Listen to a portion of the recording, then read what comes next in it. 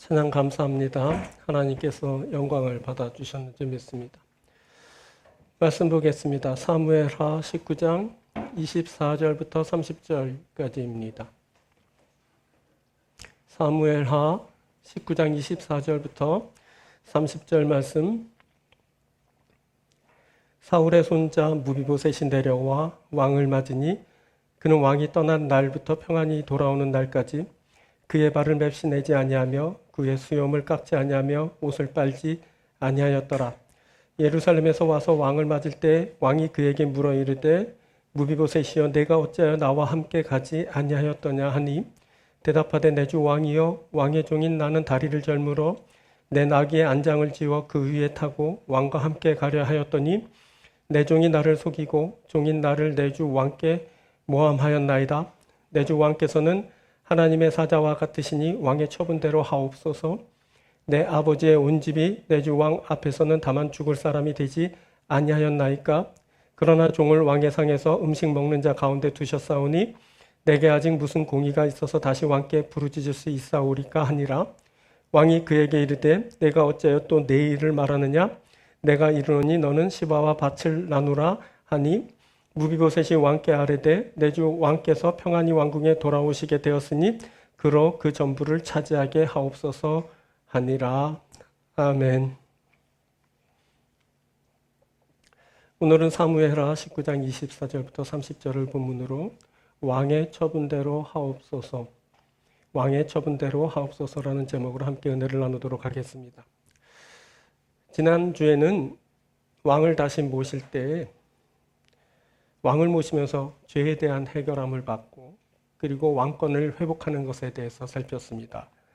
이번 주에는 왕을 모시면서 왕의 처분에 모든 것을 다 맡기는 것에 대해 살피게 될 겁니다. 오늘 본문 27절이 이렇게 말합니다. 내 주 왕께서는 하나님의 사자와 같으시니 왕의 처분대로 하옵소서. 무비보셋이 하는 말인데 무비보셋은 왕 다윗에게 모든 것을 다 맡기고 있습니다. 이렇게 다 맡길 수 있는 그 일은 어떻게 일어나는 걸까요? 그리고 그 과정에선 또 그 결과에선 또 어떤 일이 발생하게 되는 걸까요? 오늘은 이 왕께 모든 것을 다 맡기는 일에 대해서 함께 나누려고 합니다. 오늘 말씀을 나눌 때 하나님의 음성이 여러분들에게 들리고 또 하나님의 뜻이 여러분들 각자에게 발견되어서 하나님으로부터의 귀한 은혜와 축복을 받는 그런 귀한 시간이 되기를 바랍니다. 세 부분으로 말씀드립니다. 첫 번째는 운명을 같이 하는 것입니다. 왕의 처분에 맡기는 것은 왕과 운명을 같이 하기 위함입니다. 이것은 왕의 삶에 참여하여 그와 일치된 미래를 만나게 되는 것을 기대하는 것을 말합니다. 무비보셋은 다윗이 피난길을 떠났을 때 성에 남았지만 마치 피난하는 사람처럼의 모습을 하고 있었습니다. 24절입니다. 사울의 손자 무비보셋이 내려와 왕을 맞으니 그는 왕이 떠난 날부터 평안히 돌아오는 날까지 그의 발을 맵시내지 아니하며 그의 수염을 깎지 아니하며 옷을 빨지 아니하였더라. 무비보셋은 그때 성을 떠나 광야로 나간 사람처럼 발을 맵시내지 아니하고 수염을 깎지 아니하고 옷을 빨아 입지 않았습니다. 그때 무비보셋은 왕과 함께 피난길을 떠나진 못했지만 자신의 모습을 피난하는 사람처럼 하면서 왕의 고난의 그 삶에 참여하고 있었습니다. 그렇지 않아도 무비보셋은 이미 왕의 삶에 참여하고 있었습니다. 그가 전 왕 사울의 손자입니다. 그렇다면 새로운 왕조가 들어설 때 그는 제거 대상 1순위로 벌써 죽은 목숨이었습니다. 하지만 다윗은 그를 찾아내서 할아버지 사울의 재산을 찾아서 그에게 다 돌려주어 누리게 하였습니다. 종들도 다 그에게 편지시켜 그를 섬기게 하였습니다. 뿐만 아니라 그를 자신의 상에서 먹게 하고 왕자처럼 대우해 주었습니다. 무비보셋은 그때 왕의 특별한 은총을 받은 자로서 왕과 삶의 자리를 이제 같이 하였습니다. 그가 왕의 삶의 일정 부분 함께 하고 있었습니다. 왕의 삶에 참여하게 된 거죠. 그는 때론 왕이 누리는 그 호사를 함께 누렸습니다. 그는 다윗 왕이 찾아서 은총을 베풀겠다고 할 때 이 종이 무엇이기에 왕께서 죽은 개 같은 나를 돌아보시나이까? 라고 하면서 감격한 그 마음을 표했습니다. 이렇게 무비보셋은 왕의 아주 각별한 은총을 받은 자였습니다. 하지만 반란이 일고 다윗 왕이 성을 떠나게 되었을 때 그는 왕과 함께 하지 못했습니다. 그의 변명에 의하면 그가 다리를 절어 이제 나귀를 타고 왕과 함께 하려고 했지만 종 시바가 그를 속여서 함께 하지 못하게 했고 그가 왕에게 모함까지 했다는 겁니다. 그때 무비보셋은 자신의 결백을 증명이라도 하려는 듯이 왕이 다시 복귀할 때 차림새를 꾸미지 않고 이제 왕을 맞으러 나왔습니다. 그는 성을 떠나 광야로 나간 사람처럼 피난하면서 고난을 당하고 있는 사람처럼의 모습을 하고 있었습니다. 그는 발도 씻지 않고 수염도 깎지 않고 옷도 빨아 입지도 않으면서 마치 피난을 떠난 사람처럼의 그 모양새를 하고 있었습니다. 그때 무비보셋은 나름 자신의 방법대로 왕 다윗의 고난에 참여하고 있었던 겁니다. 그는 왕이 받고 있는 그 고난을 생각하면서 그와 같은 차림새를 하고 그렇게 지내게 되었습니다. 이렇게 맡기는 것은 너의 삶에 참여하는 것을 말합니다. 그러면서 너와 삶의 내용을 같이 한 나는 그것을 통한 너와 함께하는 미래를 꿈꾸게 되고 결국 너와 일치된 운명을 갖게 하는 이제 기반을 이제 다지게 되는 겁니다. 바울이 로마서 8장 17절에서 말합니다. 자녀이면 또한 상속자, 곧 하나님의 상속자여 그리스도와 함께한 상속자니 우리가 그와 함께 영광을 받게 하여 고난도 함께 받아야 할 것이니라. 영광을 받기 위하여 고난도 함께 받는다는 겁니다. 이것은 주의 미래에 참여하기 위해서 지금 주님의 고난을 자신의 삶의 내용으로 하고 있다는 겁니다. 바울은 이것을 말하면서 장차 나타날 영광의 충만함에 대해서도 말합니다. 18절입니다. 생각하건대 현재의 고난은 장차 우리에게 나타날 영광과 비교할 수 없어다. 장차 나타날 그 영광, 바로 주의 미래입니다. 바울은 이 주의 미래에 참여하기 위해서 지금 고난을 받고 있다고 말합니다. 상속자는 미래의 영광을 얻기 위하여 지금 고난을 주와 함께 받는 겁니다. 이 고난을 함께 받는 자가 받게 될 그 영광은 지금의 영광과 비교할 수 없는 충만한 영광입니다. 이렇게 지금의 삶의 참여는 너와 미래를 함께하게 하며 일치된 운명이 되게 합니다. 우리는 주 예수의 삶에 참여하면서 그의 미래에 참여하게 될 겁니다. 그때 무비보셋이 왕 다윗의 상에 먹으면서 그의 은총받은 자라는 것을 드러내고 왕의 고난에 참여하면서 그의 미래를 꿈꾸었다면 우리는 우리 왕 예수께서 베푸시는 상에서 먹음으로 그와 함께하고 주 예수의 고난에도 참여하면서 그와 함께할 그 미래를 꿈꾸고 있습니다. 자, 성탄절 말씀에서 예수께서 오실 때 짐승 우리에 오시고 그 위에 누이셨다는 말씀을 나누면서 그가 우리에게 생명을 주는 양식이 되었다는 말씀을 드렸습니다. 이것을 요한은 그의 복음서에서 이렇게 말합니다. 요한복음서 6장 53절부터입니다. 예수께서 이르시되 내가 진실로 진실로 너희에게 이르노니 인자의 살을 먹지 아니하고 인자의 피를 마시지 아니하면 너희 속에 생명이 없느니라. 내 살을 먹고 내 피를 마시는 자는 영생을 가졌고 마지막 날에 내가 그를 다시 살리리니 내 살은 참된 양식이요 내 피는 참된 음료로다. 내 살을 먹고 내 피를 마시는 자는 내 안에 거하고 나도 그의 안에 거하나니 살아계신 아버지께서 나를 보내심에 내가 아버지로 말미암아 사는 것 같이 나를 먹는 그 사람도 나로 말미암아 살리라. 우리는 참된 양식으로 오신 예수를 먹고 마심으로 그가 베푸는 그 상에 참여하고 있습니다. 우리가 바로 주의 은총을 받은 자들입니다. 이제 우리는 우리가 살아가는 이 삶을 통해 온전히 주 예수와 함께하며 그와 같은 삶의 내용을 가지고 앞으로 주의 영광스러운 미래에 참여하게 될 겁니다.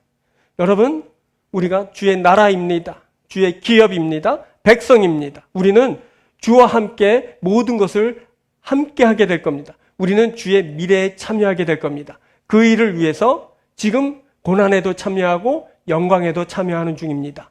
우리들은 주와 함께 삶을 같이 하고 결국 삶의 내용을 같이 하게 되면서 주와 함께하는 운명이 될 겁니다. 모두가 다 주의 미래에 참여하는 복된 성도 여러분들이 되길 주의 이름으로 축원드립니다. 두 번째는 처분에 맡기는 것은 부조리한 현실에서 희망을 얻기 위함입니다. 그때 무비보셋은 자신이 해결할 수 없는 공경에 놓이게 됩니다. 보니까 무비보셋은 신체적인 약점 때문에 아주 불리한 상황에 놓이게 되죠.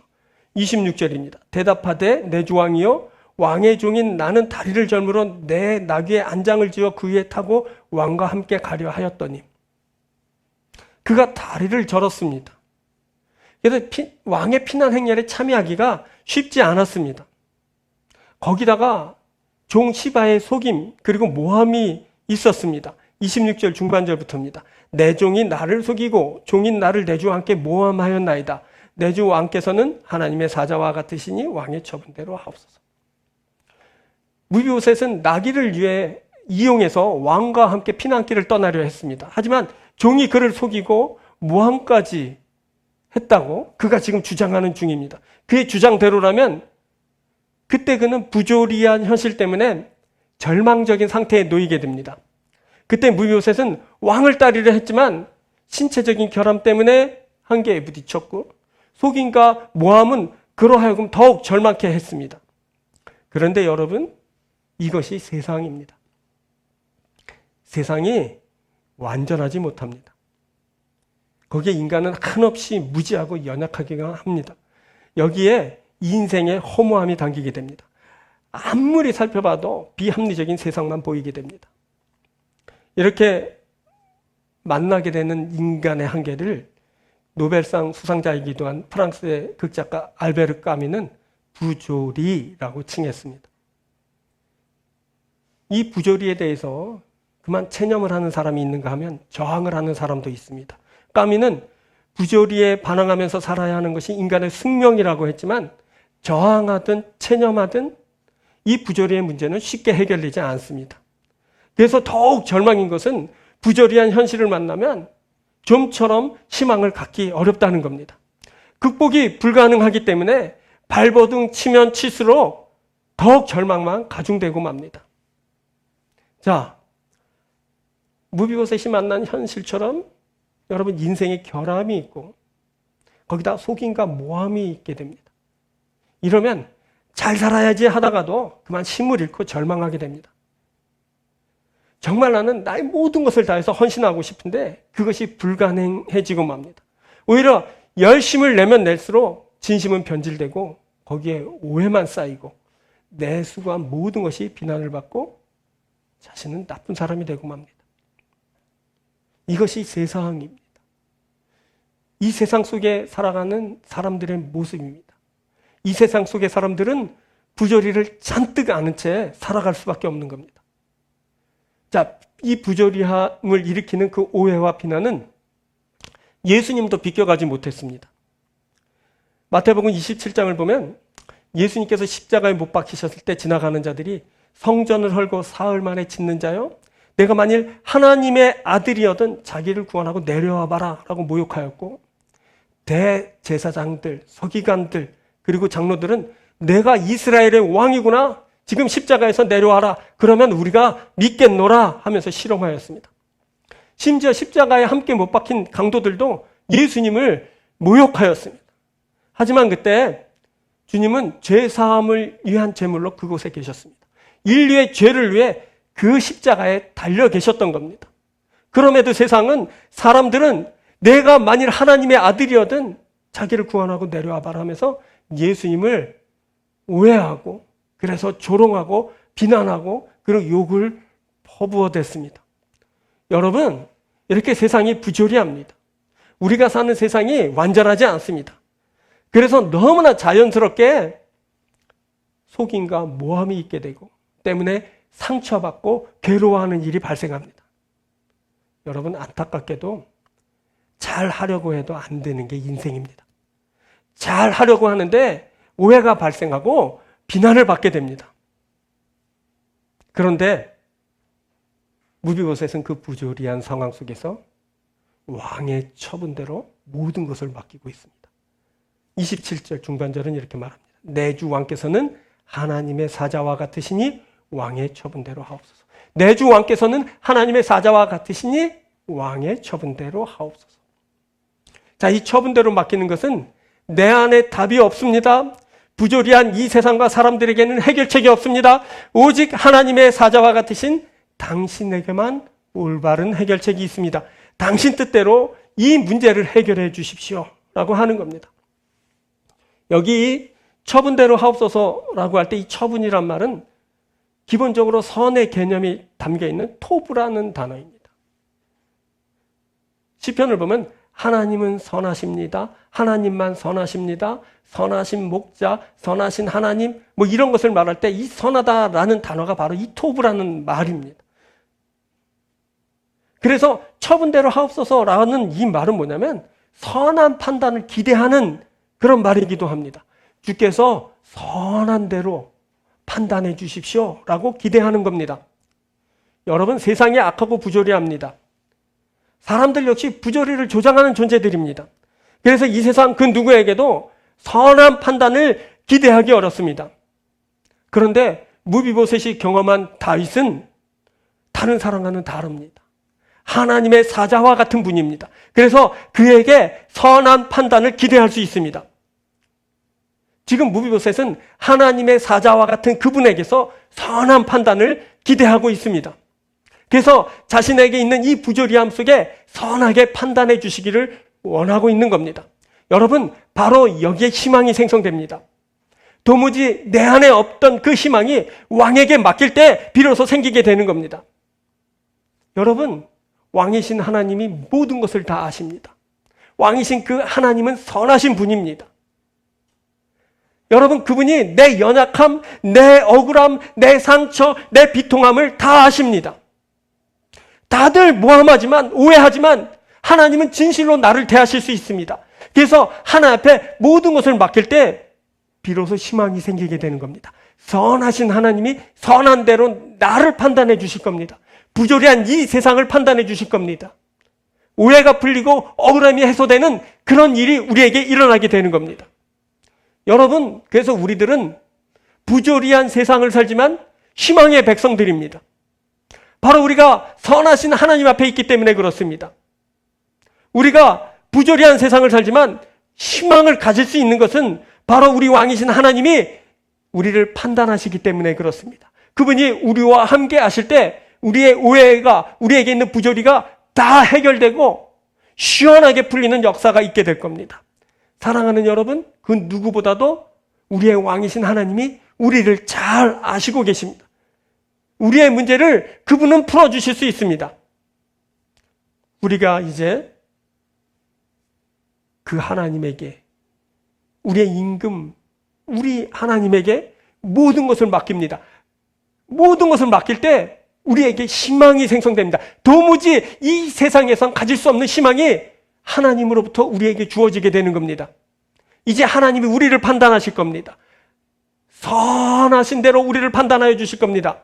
이제 오해와 그 모든 억울함이 풀어지고 모든 상처가 다 씻기게 될 겁니다. 부조리가 바로잡아질 겁니다.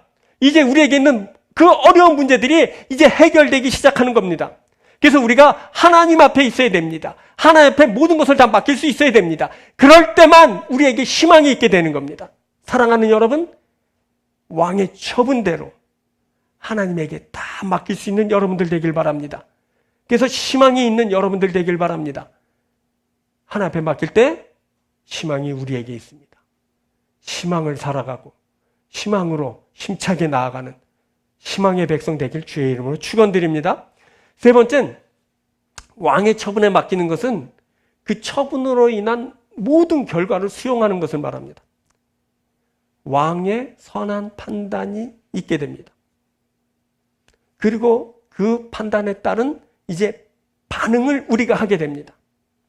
맡긴 것에 대한 응답이 있고 그 응답에 대한 반응이 있게 되는 겁니다.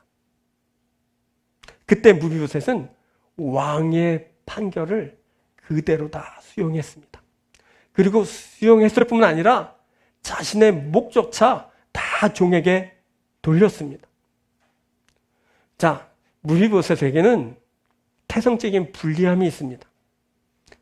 날 때부터 불리한 조건을 안고 태어났습니다. 자, 28절입니다. 내 아버지의 온 집이 내 주 왕 앞에서는 다만 죽을 사람이 되지 아니하였나이까.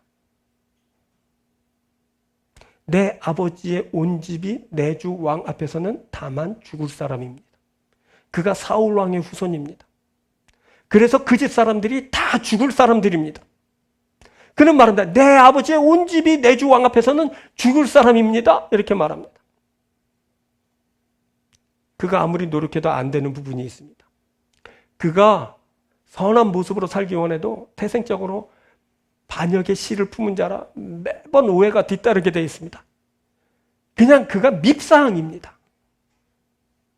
또 그는 다윗이 미워하는 절름발이었습니다. 다윗은 다리 저는 자를 미워했습니다. 5장을 보면 과거에 다윗이 여부스를 칠 때 맹인과 다리 저는 자라도 너를 물리치리라 라는 조롱을 받았습니다.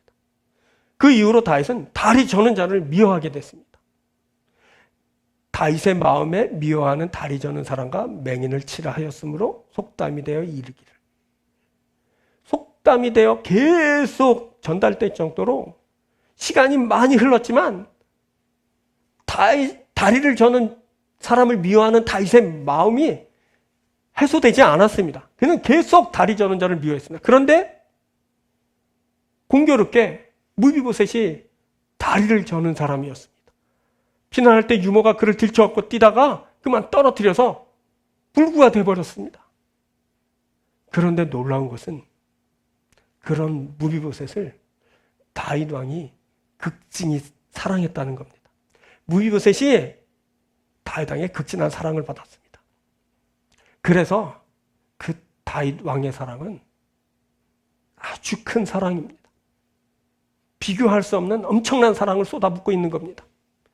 다윗은 도무지 사랑할 수 없는 그런 조건을 가진 사람이었습니다. 태생적으로 자기를 죽이려 했던 전왕 사울 왕의 후손이고 그가 여차하면 반역을 일으킬 강성을 품고 있는 사람입니다. 또 그가 그냥 미워할 수밖에 없는 그냥 다리 저는 그런 사람. 그런데도 불구하고 다윗 왕이 그를 극진히 사랑해 주었습니다. 무엇보다 다윗이 베푼 것은 죽을 인생에게 베푼 사랑이고 은총입니다. 내 아버지의 온 집이 내 주 왕 앞에서는 다만 죽을 사람이 되지 아니하니까. 내 아버지의 온 집이 죽을 사람입니다. 무비보셋 그가 죽을 운명이었습니다. 그런데 그가 사랑을 받았습니다. 은총을 입었습니다. 그를 왕자처럼 대우해주고 많은 것을 누리고 왕의 상에서 먹게 했습니다. 무비보셋은 이것을 잊지 못합니다. 아니, 잊으면 안 됩니다. 죽을 죄인이었지만 사랑해 준 겁니다. 그 사랑을 어떻게 잊겠습니까? 자, 이것이 어떻게 가능했을까요? 이것은 다윗 자신도 죽을 죄인이었지만 그의 왕 하나님으로부터 극진한 사랑을 받은 그 기억 때문에 일어날 수 있었던 일입니다. 자, 시편 51편은 다윗 왕이 밧세바랑 범죄한 후에 참회의 기도를 드리는 그런 구절들인데 5절에 이렇게 말합니다. 내가 죄악 중에 출생하였으며 어머니가 죄 중에서 나를 잉태하였나이다. 태생적으로 그는 죄인으로 태어났습니다. 무비보셋처럼 죄인입니다. 죄악 중에 어머니가 자기를 잉태하고 자기가 그렇게 태어났다라고 말하고 있습니다. 태생적인 그냥 미워할 수밖에 없는 하나님이 볼 때 밉상이라고 이렇게 여길 만한 그런 존재였던 겁니다. 그런데 그가 간절히 회개를 하죠. 자, 7절부터 보면 이렇게 말씀드립니다. 우슬초로 나를 정결하게 하소서. 내가 정하리이다. 나의 죄를 씻어주소서. 내가 눈보다 시리이다. 9절입니다. 주의 얼굴을 내 죄에서 돌이키시고 내 모든 죄악을 지워주소서. 하나님이여 내 속에 정한 마음을 창조하시고 내 안에 정직한 영을 새롭게 하소서. 나를 주 앞에서 쫓아내지 마시고 주의 성령을 내게서 거두지 마소서. 주의 구원의 즐거움을 내게 회복시켜 주시고 자원하는 심령을 주사 나를 붙드소서. 그가 간절히 회개했고 하나님은 이 회개를 받아주셨습니다. 받아주셨을 뿐만 아니라 그를 사랑해서 멸망치 않게 하고 지금 왕권을 회복하여 주시고 하나님께서 계속 왕을 그의 앞에 두시고 바라봐 주시고 끊임없는 가능성의 세계로 인도하여 주셨습니다. 여러분, 우리가 이런 이야기들을 쭉 두면서 알게 되는 것은 인간이 다 그렇다라는 겁니다. 누구도 예외가 없습니다. 인간이 다 죄 아래 있습니다. 인간이 다 죄 때문에 죽을 인생입니다. 태생적으로 죽을 인생입니다. 살면서 범죄하여 죽을 인생입니다. 이런저런 결함을 잔뜩 안고 그 죄 아래서 신음할 수밖에 없는 것이 인생입니다. 에베소서 2장은 죄 아래 있는 인간상을 이렇게 고발합니다. 에베소서 2장 2절부터입니다. 그때 너희는 그 가운데서 행하여 이 세상 풍조를 따르고 공중의 권세 잡은 자를 따랐으니 곧 지금 불순종의 아들들 가운데서 역사하는 영이라. 전에도 우리도 다 그 가운데서 우리 육체의 욕심을 따라 지내며 육체와 마음에 원하는 것을 하여 다 이들과 같이 본질상 진노의 자녀이었더니. 여러분, 누구나 다 본질상 진노의 자녀였습니다. 이것이 인간인 겁니다. 그런데 하나님이 그 본질상 진노의 자녀였던 그 사람들을 구원하시고 주의 상에서 함께 먹게 하셨습니다. 그래서 우리 인간들은 왕이신 하나님으로부터 그 어떤 처분을 받아도 그 모든 것에 순복하고 그 모든 것을 수용하게 됩니다. 그거 하나님이 선으로 판단하신 겁니다. 그래서 거기에는 억울함이 있을 수 없습니다. 그때 무비보셋은 그 재산을 종 시바와 나누라는 그런 처분을 받습니다. 밭을 나누라 하고 있습니다. 이건 억울한 처분이죠. 그렇게 자신의 억울함을 호소했지만 왕은 내가 어찌하여 또 내 일을 말하느냐라고 하면서 너는 시바와 밭을 나누라 하고 종과 재산을 나누라는 처분을 내렸습니다. 그런데 무비보셋은 왕의 처분에 대해 더 이상 할 말이 없습니다. 그는 그가 한 말처럼 이미 죽은 목숨이지만 왕의 은총을 입어 생명을 구했고 왕자처럼 살면서 왕의 상에서 먹은 것만 생각해도 더 이상 할 말이 없는 겁니다. 지금 당장 그 피난길에 따라 나서지 않은 것에 대해 죄를 물어 재산을 다 빼앗고 반역죄를 물어 죽이더라도 그는 할 말이 없는 겁니다. 무엇보다도 그는 이미 왕의 말할 수 없는 그 큰 은총을 받은 사람입니다. 그것만 해도 왕께 그 은혜를 갚을 길이 없습니다. 여기에 억울함이 틈탈 수 없습니다. 그저 거긴 감사만 있을 뿐입니다. 그래서 무비보셋은 이렇게 반응했습니다. 30절입니다. 무비보셋이 왕께 아뢰되 내 주 왕께서 평안히 왕궁에 돌아오시게 되었으니 그로 전부를 차지하게 하옵소서 하니라. 왕께서 평안히 돌아오신 것만으로도 만족합니다 라는 말이에요. 은혜를 베푸신 그 왕이 바로 무사히 돌아오고 평안에 거하고 자신 앞에 있게 된 그것만으로도 만족하는 겁니다. 여러분, 우리에게 죽을 죄인이지만 살려주신 은혜가 있습니다. 이미 받은 은혜가 큽니다. 우리 왕, 우리 하나님은 죽을 죄인인 우리를 살려주셨습니다. 왕의 상에서 먹게 했고 주의 자녀로 살게 했습니다. 모든 것을 만나고 누리게 하셨습니다. 우리가 이런저런 세파를 만나고 이런저런 어려움과 우여곡절을 겪다가 왕에게 다 맡겼지만 왕은 무비보셋에게 말한 것처럼 네 종 시바와 그 절반을 나누라 하여도 실은 우리가 할 말이 없습니다. 왜냐하면 이미 우리는 오래전에 죄 때문에 죽을 인생이었고 그렇지 않아도 우리들은 이런저런 실수와 실패를 통해서 끊임없는 죄를 범했기 때문입니다. 그럼에도 우리 왕, 우리 하나님은 나누라 하시고 우리에게 조금을 남겨주시고 그것을 또 누리며 살게 하셨습니다. 앞으로 하나님께서는 우리에게 또 어떤 것을 주실지 우리들은 계속 기대하고 살아가는 중입니다. 자, 얼마 전에 성탄절을 보냈습니다. 처음 주께서 우리에게 오신 그 성탄의 은혜는 죽을 우리를 위해 하나님의 아들이 육신을 입고 희생제물이 되셔서 우리를 구원하시는 것이었습니다. 우리가 죽을 죄인이었지만 구원의 은혜를 그때 입었습니다. 이제 주님이 다시 오실 때는 그 받은 은혜가 너무 커 주님이 오시기만 해도 영광입니다. 주님 한 분만으로 만족합니다 하고 찬양하는 일이 있게 될 겁니다. 그때 다시 오신 주님은 선악간에 우리를 판단하실 겁니다. 마치 다시 복귀하여 성으로 들어서는 그 다윗이 그를 영접하러 나온 무비보셋을 판단하여 준 것처럼 이미 그 전에 시므이를 판단하고 또 앞으로는 또 바르실레를 판단해 주실 것처럼 영접하는 모든 자들을 판단하여 주실 겁니다. 그때 왕의 처분대로 하옵소서라고 맡기는 그 사람들에게 하나님은 선으로 판단해 주실 겁니다. 단 우리에게서 모든 것을 빼앗지 않으실 것이며 우리의 그 실패와 실수와 우리의 죄에도 불구하고 주님은 너그러운 마음으로 우리에게 은총을 베풀어 주시고 나누게 하시고 여전히 주의 앞에 있게 하시고 주로 말미암아 살게 하실 겁니다. 우리가 주의 나라요 백성이 되고 주의 기업을 얻게 될 것입니다.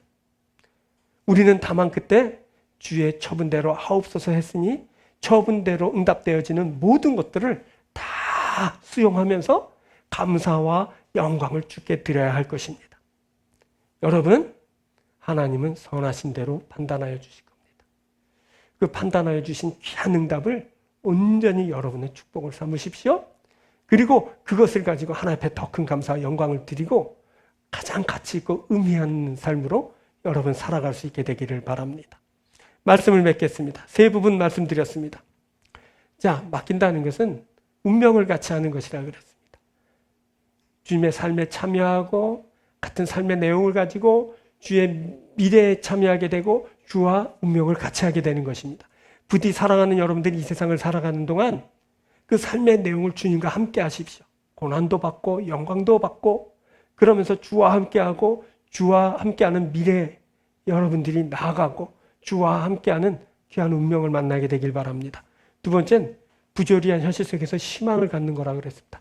맡길 때만 우리에게 희망이 생성됩니다. 이 세상은 부조리합니다. 그 어떤 것에 판단을 받아도 거기에는 오해가 있고 불리함이 있고 억울함이 있고 거기는 아픔이 있을 수밖에 없어요. 근데 하나님은 완벽하게 완전하게 우리를 판단해 주실 수 있습니다. 선함으로 우리에게 판단해 주십니다. 부조리가 사라지게 됩니다. 그래서 거기에는 희망이 있게 되는 겁니다. 맡기는 것이 희망입니다. 주의 판단을 받으십시오. 주 앞에 선한 인도함을 받으십시오. 그래서 하나님 앞에 영광 드리게 되길 바랍니다. 그리고 주로부터 인한 처분에 대해서 모든 것을 다 수용하고 감사하며 영광을 돌리는 여러분들 되길 바랍니다. 하나님은 선하신 대로 우리에게 응답해 주실 겁니다. 우리는 그것을 기쁨으로 받아들일 겁니다. 하나님 앞에 큰 영광이 되는 저와 여러분들이 되길 바랍니다. 기도하겠습니다.